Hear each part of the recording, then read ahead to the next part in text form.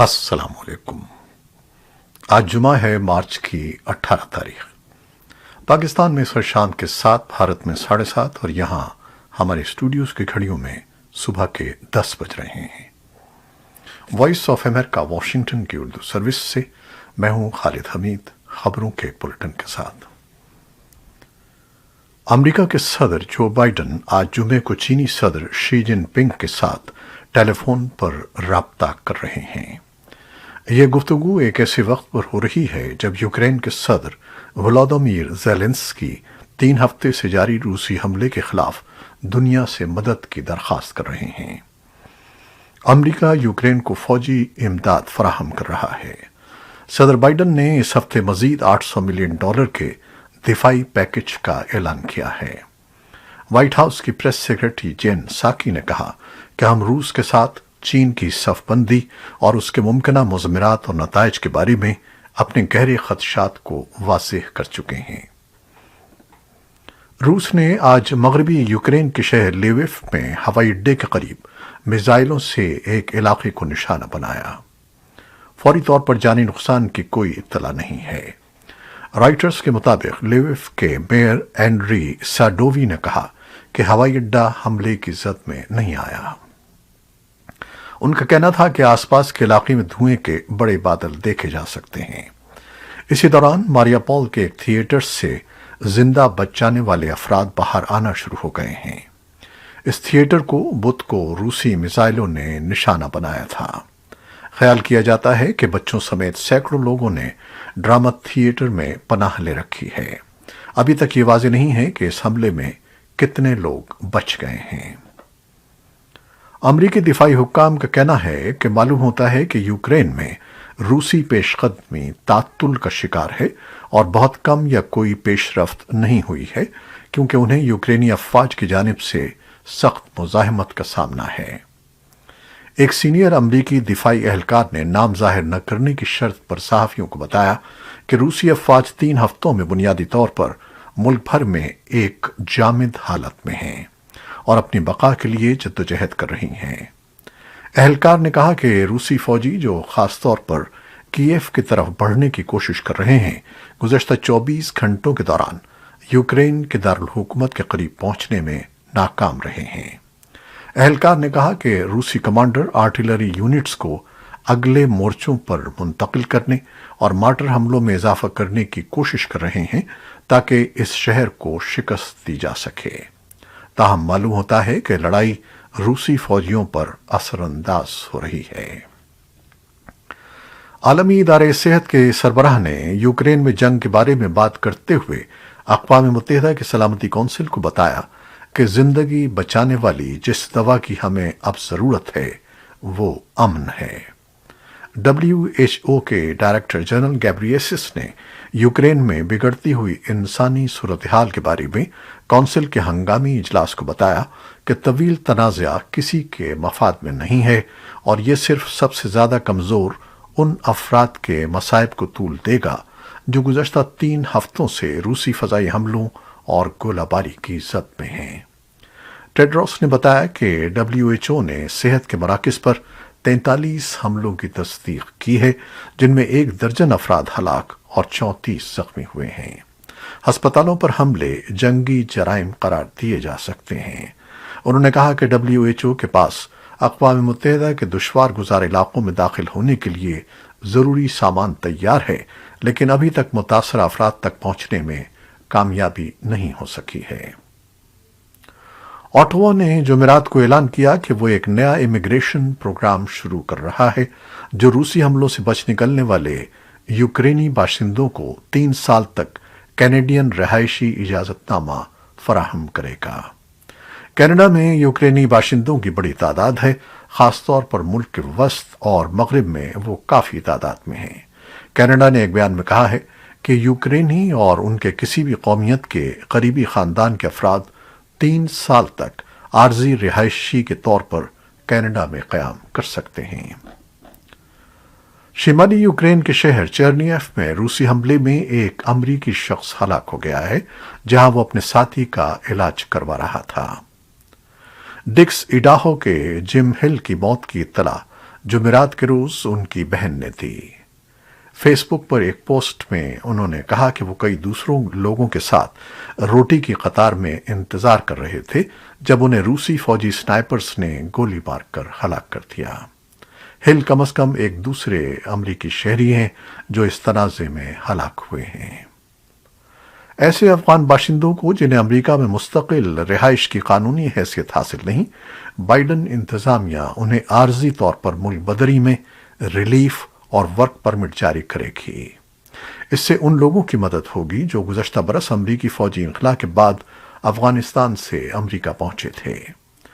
Home land security نے بدھ کے روز بتایا کہ یہ عارضی محفوظ حیثیت ٹی پی ایس ان 72,500 افغانوں کو دستیاب ہوگی جو گزشتہ موسم گرما میں امریکی انخلا کا حصہ تھے اور ہیومینیٹیرین پیرول کی ایک عارضی حیثیت میں امریکہ میں داخل ہوئے تھے۔ یہ عارضی تحفظ ان 2,000 افغانوں کو بھی حاصل ہوگا جو طالب علم کے طور پر ملازمت اور سیاحتی ویزے پر امریکہ آئے تھے اور اگست میں طالبان کے اقتدار میں آنے کی وجہ سے واپس اپنے وطن نہیں لوٹ سکے تھے۔ محکمہ ہوم لینڈ سیکیورٹی نے کہا کہ ان لوگوں کو یہ حیثیت حاصل ہوگی جو 15 مارچ سے پہلے امریکہ میں مقیم تھے اور اس کی مدت 18 ماہ ہوگی جس کی تجدید کی جا سکے گی۔ ڈیموکریٹ امریکی صدر جو بائیڈن نے ٹی پی ایس کے تحت اہل تارکین وطن کی تعداد میں خاصے بڑے اضافے کی اجازت دی ہے۔ اور اب پاکستان اور جنوبی ایشیا سے ملنے والی کچھ خبریں۔ پاکستان میں منحرف اراکین حکومت کے لیے ایک بڑا خطرہ بن گئے ہیں۔ حکومت نے اس خطرے سے نمٹنے کے لیے اور ان ارکان کا مستقبل طے کرنے کے لیے فیصلہ کیا ہے کہ آرٹیکل 63A کی تشریح کے لیے سپریم کورٹ سے رجوع کیا جائے۔ حکومت نے اعلان کیا ہے کہ آرٹیکل 186 کے تحت سپریم کورٹ میں ریفرنس فائل کیا جائے گا۔ حکومت کا کہنا ہے کہ سپریم کورٹ سے رائے مانگی جائے گی کہ جب ایک پارٹی کے ممبران واضح طور پر ہارس ٹریڈنگ میں ملوث ہوں اور پیسوں کے بدلے وفاداریاں تبدیل کریں تو ان کے ووٹ کی قانونی حیثیت کیا ہے۔ وزیر اطلاعات و نشریات فواد چودھری کا کہنا ہے کہ ہم عدالت سے رہنمائی چاہتے ہیں کہ کیا ایسے ممبران جو اپنی وفاداریاں معاشی مفادات کے تحت تبدیل کریں ان کی اہلیت زندگی بھر کے لیے ہوگی، ان کی نااہلیت زندگی بھر کے لیے ہوگی یا انہیں دوبارہ انتخاب لڑنے کی اجازت ہوگی۔ اس بارے میں سپریم کورٹ سے درخواست کی جائے گی کہ اس ریفرنس کو روزانہ کی بنیاد پر سن کر فیصلہ سنایا جائے۔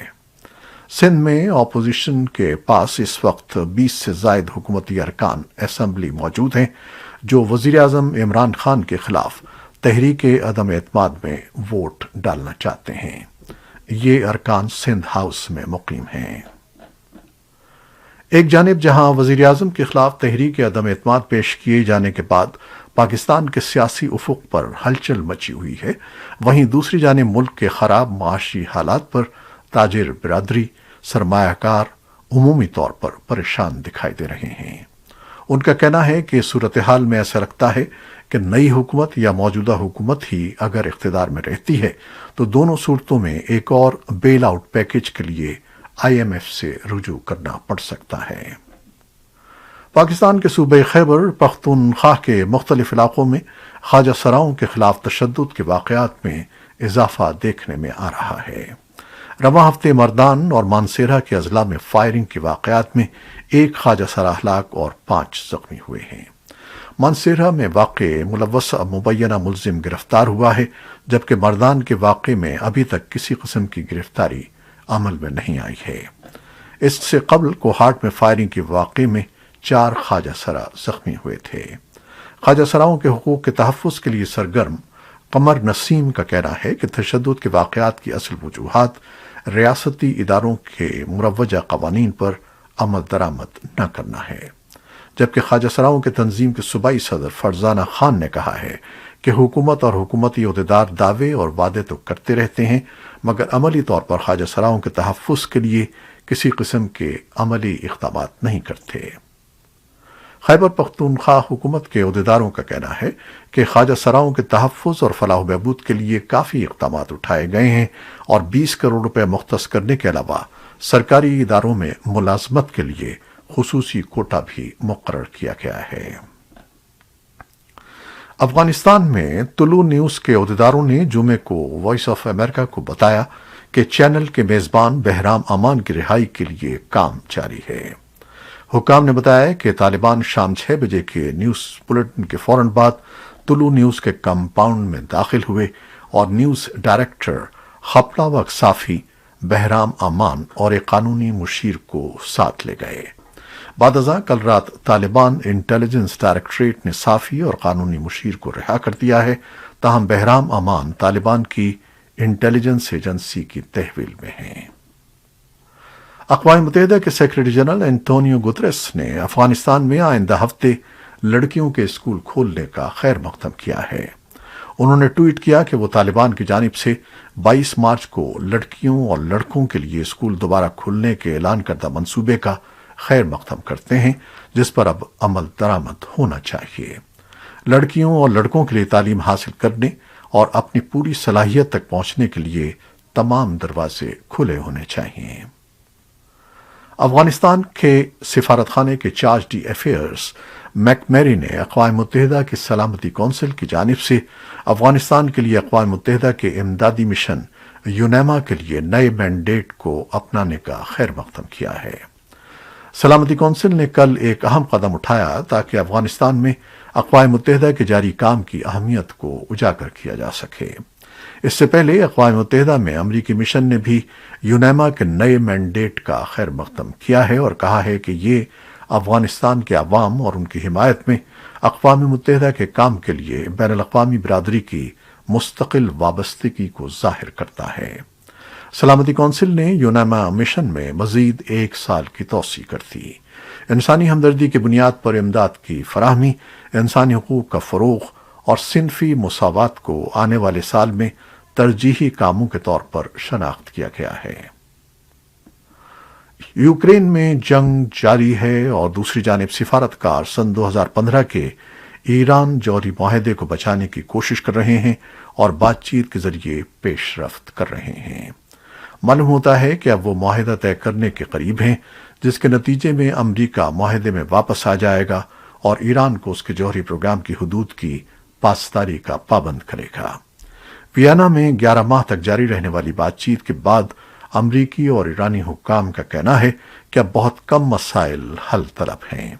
اسی دوران ایسا لگتا ہے کہ روس نے یوکرین سے متعلق پابندیوں کے تناظر میں رکاوٹ ڈالی ہے، جس سے معاہدے کی بحالی کے امکانات کم ہوئے ہیں۔ ایرانی نژاد برطانوی شہری نازنین زغاری ریڈ کلف اور انوش اشوری ایران میں برسوں کی قید سے رہائی کے بعد جمعرات کی صبح برطانیہ پہنچ گئے ہیں۔ زغاری ریڈ کلف کو سن 2016 میں تہران کے بین الاقوامی ہوائی اڈے سے اس وقت حراست میں لیا گیا تھا جب وہ اپنی 1 سال کی بیٹی کے ہمراہ ایران میں اپنے رشتہ داروں سے ملاقاتوں کے بعد برطانیہ واپس جا رہی تھیں۔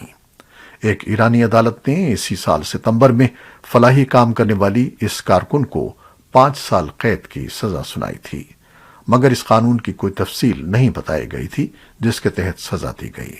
ان پر ایرانی حکومت کا تختہ الٹنے کی سازش کا الزام تھا۔ ایران میں پیدا ہونے والے عاشوری کو اگست سن 2017 میں تہران میں گرفتار کیا گیا تھا جب وہ اپنی والدہ سے ملنے گئے تھے۔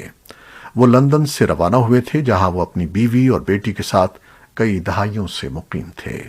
بعد ازاں ایرانی حکام نے انہیں اسرائیل کے لیے جاسوسی کا مرتکب ٹھہرایا اور دارالحکومت کی ایون جیل میں 10 سال قید کی سزا سنائی گئی۔ صدر جو بائیڈن کے کووڈ کوارڈینیٹر جیف سینٹیس اور ان کی نائب نٹالی کوئلن آئندہ ماہ انتظامیہ چھوڑ رہے ہیں۔ وائٹ ہاؤس نے جمعرات کو اعلان کیا کہ ان کی جگہ brown university of school of public health کے ڈین آشیش جھا کو تعینات کیا جائے گا۔ بائیڈن نے ایک بیان میں کورونا وائرس وبا کے خلاف حیرت انگیز اور نتیجہ خیز پیش رفت پر زینٹس اور ان کی ٹیم کی تعریف کی۔ انہوں نے ویکسینیشن کی بلند شرح، گھروں میں کووڈ ٹیسٹوں کی تقسیم اور اسکولوں کے دوبارہ کھلنے کا حوالہ دیا۔ بائیڈن نے توجہ دلائی کہ امریکہ کووڈ کا مقابلہ کرنے اور دوسرے ممالک کو ہر دوسری قوم کے مقابلے میں زیادہ مفت ویکسین فراہم کرتے ہوئے عالمی کوششوں کی قیادت کرتا ہے۔ امریکہ میں سینٹ پیٹرکس ڈے کی تقریبات 2 سال کے وقفے کے بعد معمول پر آ گئی ہیں۔ اس سلسلے میں جمعرات کو نیو یارک سٹی کے پریڈ بھی شامل ہے، جو ملک کی سب سے بڑی اور پرانی روایت ہے۔ معمولات کا بحال ہونا بڑھتی ہوئی امید کی علامت ہے کہ کورونا وائرس کے بدترین دور کا خاتمہ ہو سکتا ہے۔ سن 2020 میں یہ پریڈ امریکہ میں وائرس کے متاثر ہونے کے بعد منسوخ ہونے والے پہلے بڑے واقعات میں شامل تھی۔ نیو یارک کی پریڈ اس سال ایک ایسے موقع پر شروع ہوئی ہے جب شہر کو دوبارہ کھولا جا رہا ہے۔ دنیا کی سب سے مہنگی خلائی دوربین کی بھیجی ہوئی پہلی تجرباتی تصاویر کی عمدگی اور جزیات کی تفصیلات نے سائنسدانوں کو ششدر کر دیا ہے۔ یہ تصاویر 10 لاکھ میل یعنی 16 لاکھ کلومیٹر کی دوری سے بھیجی گئی ہیں، جن میں ایک بہت دور کی کہکشاں کا ایک روشن ستارہ سورج کی طرح چمکتا ہوا دکھائی دے رہا ہے۔ ناسا نے یہ دوربین دسمبر کے آخر میں ایک راکٹ کے ذریعے خلا میں روانہ کی تھی، جسے 10 لاکھ میل کی دوری پر ایک ایسے مقام پر نصب کیا جانا تھا جہاں سے ان کہکشاؤں کے بارے میں تصویراتی معلومات حاصل کی جا سکتی ہیں جن کے متعلق زمین سے جاننا ممکن نہیں ہے۔